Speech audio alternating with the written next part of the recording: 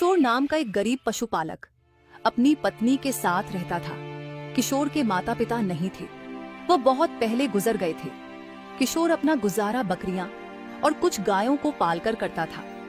लोग उसकी गरीबी का बहुत मजाक बनाया करते थे। किशोर जंगल के रास्ते से जा रहा था, तभी वहां उसे एक चोटिल कुत्ता दिखाई देता है। कुत्ते को गंभीर चोट लगी हुई थी, जिस कारण वह खड़ा भी नहीं हो पा रहा था और फिर उसे अपने घर ले जाता है, क्योंकि अगर वह जंगल में रहता तो मर जाता। इसलिए वह उसे अपने घर में लाकर उसकी मर्म पट्टी करता है और उसे खाना खिलाता है। कुत्ता अब अच्छा महसूस कर रहा था, तभी एक आवाज आती है।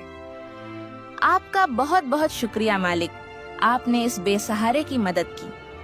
किशोर को विश्वास नहीं हो रहा था कि यह सब उस कुत्ते ने बोला। उसे यह सब एक सपने जैसा लग रहा था। अरे ओ भाग्यवान, जरा यहाँ आना तो। रुकिए जी, आती हूँ।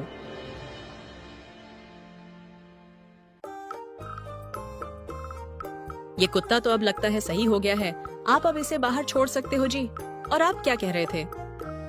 नहीं सोनम, अब ये हमारे साथ ही रहेगा। ये कुत्ता कोई आम कुत्ता नहीं है, ये इंसानी भाषा बोलने वाला कुत्ता है। आपने सुबह सुबह कोई नशा वशा तो नहीं कर लिया है ना, जो आप ऐसी बातें कर रहे हो? भला कोई कुत्ता इंसानों की तरह कैसे बोल सकता है? आप भी ना। मालिक ने कोई नशा वशा नहीं किया है मालकिन। मैं सच में बोल सकता हूँ, मैं इंसानों की तरह बातें कर सकता हूँ। आप मेरी बोली सुनकर डर मत जाना। यह सुन किशोर की पत्नी बेहोश हो जाती है। मालिक, मालकिन को यह क्या हो गया? जल्दी से आप उनके मुंह पर पानी लाकर छिड़को। किशोर सोनम के मुंह पर पानी छिड़कता है। सोनम को अब होश आ गया था। ये एक चमत्कार से कम नहीं है जी। मैंने आज तक ऐसा नहीं सुना कि कुत्ते भी बोलते हैं। ये तो एक अनमोल कुत्ता है। हाँ सोनम, मैं भी पहली बार सुना हूँ कि कुत्ते भी बोल सकते हैं। मुझे भी पहले विश्वास नहीं हो रहा था, लेकिन मुझे विश्वास करना पड़ा। सुनो सोनम, आज से मैं इस कुत्ते का नाम रामू रखता हूँ और आज से यह हमारे साथ रहेगा, हमारा परिवार का हिस्सा बनके। मालिक, आज तक किसी ने मेरा नाम नहीं रखा। मुझे यह नाम बहुत पसंद आया। मैं इस नाम से बहुत खुश हूँ। अब दोनों साथ में बाजार जाते थे। किशोर जहाँ जहाँ जाता था, वहाँ वहाँ रामू भी उसके साथ जाता था। ऐसे ही कुछ दिन बीत जाते हैं। एक दिन सोनम किशोर से बोलती है, सुनिए जी, आप कब तक पशु पालकर अपना गुजारा करते आ रहे हो? हमें कुछ अलग सोचना होगा। हमारा भविष्य कभी नहीं बदलेगा इस काम से, और ना हम इस गरीबी से कभी बाहर निकल पाएंगे। कहे तो तुम बिल्कुल सही रही हो, लेकिन मुझे कोई दूसरा काम भी तो नहीं आता है। पशु पालने के अलावा तो तुम ही बताओ, मैं क्या करूं अब? हाँ जी, मेरे पास एक सुझाव है। क्यों ना हम रामू को मेले में ले जाकर खेल दिखाना शुरू कर दें। रामू को बोलते हुए देख लोग हैरान रह जाएंगे और लोग कुछ नया देखेंगे और हमें इससे काफी मुनाफा हो सकता है। ये तो बहुत अच्छा सुझाव है सोनम। रामू ही एकमात्र सहारा है अब हमारा। अब रामू ही हमें इस गरीबी से बाहर निकालेगा।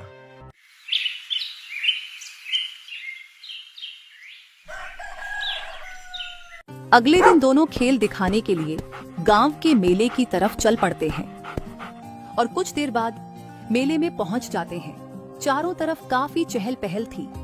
अब उन दोनों को कुछ अलग करना था। पहले तो किशोर खाली जगह देखता है और लोगों को बुलाने लगता है। आइए आइए, कुछ नया देखिए भाइयों। ये मेरा कुत्ता रामू आपको हैरान कर देगा। आइए आइए, कुछ नया देखिए। आसपास ये सुनकर भीड़ जमा हो जाती है। लोग खेल देखने के लिए बेचैन हो रहे थे। रामू अपना खेल शुरू कर देता है। पहले तो वह आग की रस्सी से कूदकर दूसरी तरफ पहुंच जाता है और लोगों को अपना हुनर दिखाता है। लोग ये देखकर बहुत खुश हो रहे थे। अब मैं आपको एक ऐसी चीज बताने जा रहा हूँ जिससे आप सभी हैरान रह जाओगे। तो रामू, अपना जादू दिखाओ और सभी को नमस्ते बोलो। आप सभी को नमस्ते जो हमारा खेल देख रहे हो। ये सुन आसपास के लोग आपस में बात करने लगते हैं। अरे भाई, ये कुत्ता कैसे बोल सकता है? भला मुझे तो विश्वास ही नहीं हो रहा है। भाई, विश्वास तो करना होगा। शायद इस आदमी ने ही इसे बोलना सिखाया होगा, पर यह कुत्ता कुछ अलग लग रहा है। मैंने अपनी पूरी जिंदगी में बोलता हुआ कुत्ता कभी नहीं देखा। यह चमत्कार से कम नहीं है। रामू सभी के पास एक टोकरी लेकर जाता है और सभी लोगों से पैसे लेने लगता है। ये देख किशोर बहुत खुश हो रहा था और उसने ये खेल दिखाकर काफी अच्छा पैसा कमा लिया था। किशोर खेल खत्म करके अपने घर की ओर निकल जाता है। किशोर अपनी पत्नी से बोलता है, आज हमने खेल दिखाकर बहुत अच्छा मुनाफा कमाया है। सोनम, वाकई में तुम्हारा आइडिया बहुत अच्छा था। उसी के बदौलत आज हम इतने पैसे कमा पाए। मुझे आप पर और रामू पर पूरा भरोसा था कि आप ये कर लोगे। मालकिन, अब हम अलग अलग गांव में जाकर लोगों को खेल दिखाया करेंगे, जिससे और भी ज्यादा पैसे कमा पाएंगे हम। ये तो बहुत अच्छी बात है। रामू, जब खेल नए नए लोग देखेंगे और अलग अलग गांव में देखेंगे तो हमें और भी ज्यादा मुनाफा होगा और हम फिर अपनी सारी जरूरत पूरी कर पाएंगे।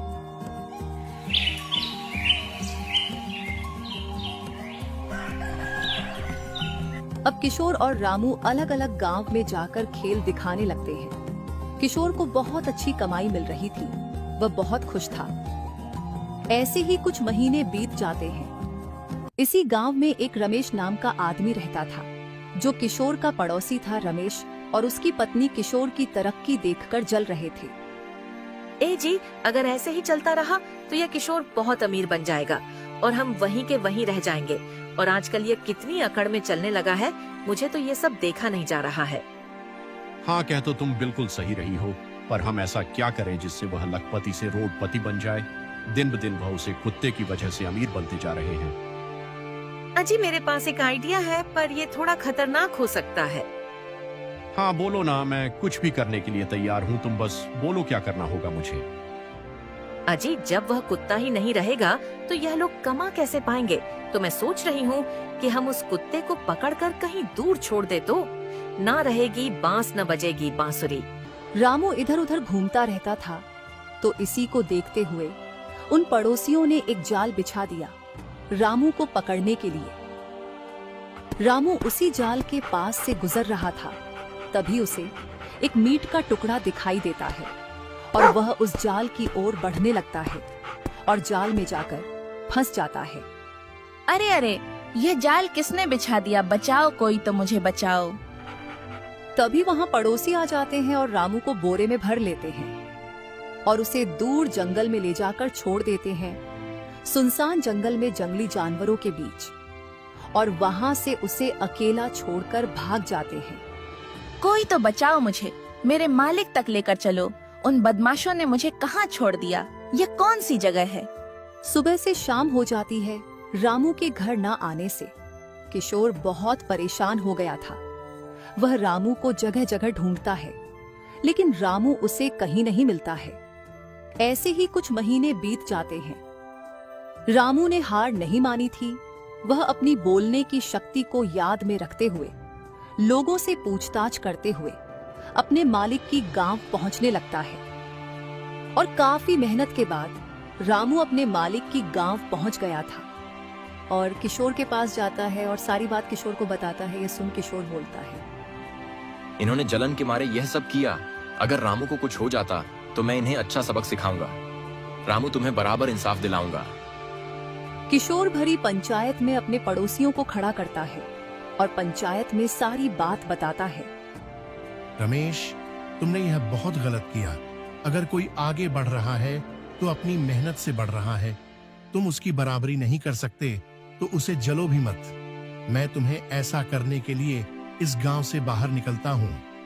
रमेश कुछ नहीं बोल पाता है, उसका सर शर्म के मारे झुक गया था। किशोर ने और मेहनत की और खूब पैसा कमाया और अपना एक नया घर खरीदा, जिसके सपने वह देखता आ रहा था और खुशी खुशी अपने परिवार के साथ रहने लगा।